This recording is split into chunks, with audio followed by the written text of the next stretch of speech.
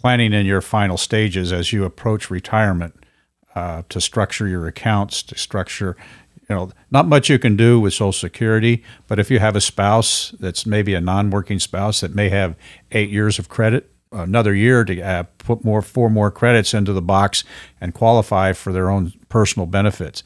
There's this different tables for when you take spousal benefits early or late, and there's a different table when you take your own. And so I think that, there's so many different aspects. I don't expect that my children or my children's children are going to have the wherewithal to go into all those calculations, and they're going to need to come back to somebody that's got the wherewithal to do that for them. Yeah, I think before, people always say, well, okay, Dean, you're a financial planner. That means you're my investment guru. But really, we don't ever talk about investments until we've gone through the complete financial plan, figured out how we're going to maximize Social Security, what's our distribution strategy based on the buckets of money that people have, they have taxable, tax deferred, and tax free. What's the order in which we should take those? How do we make our taxes as low as possible throughout the retirement lifetime?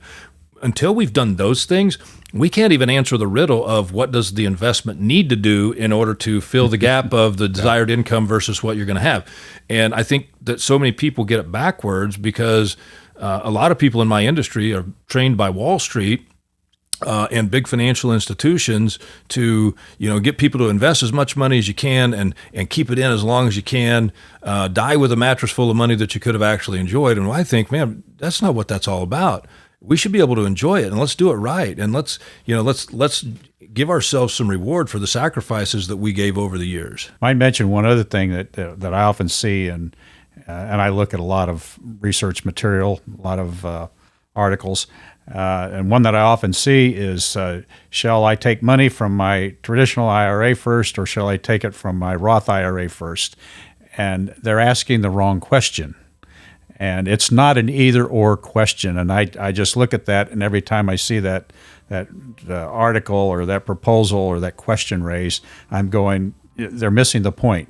It's not an either-or question. Right. It's how much out of each one do I take to minimize my taxes going forward. That's right. And it's a mixture of the two. It's not an either-or question. That's right. And I've always said, as long as you live in the United States and have money or make money, taxes will be a factor of your life. So you should never step back and say, well, how do I save as much in taxes as I can this year?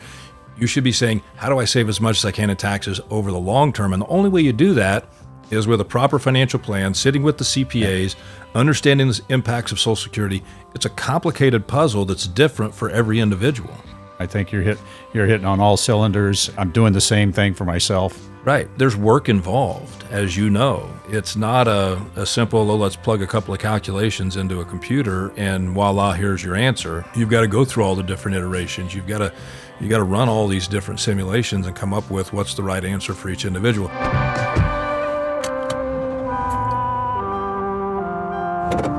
Starting your route to retirement.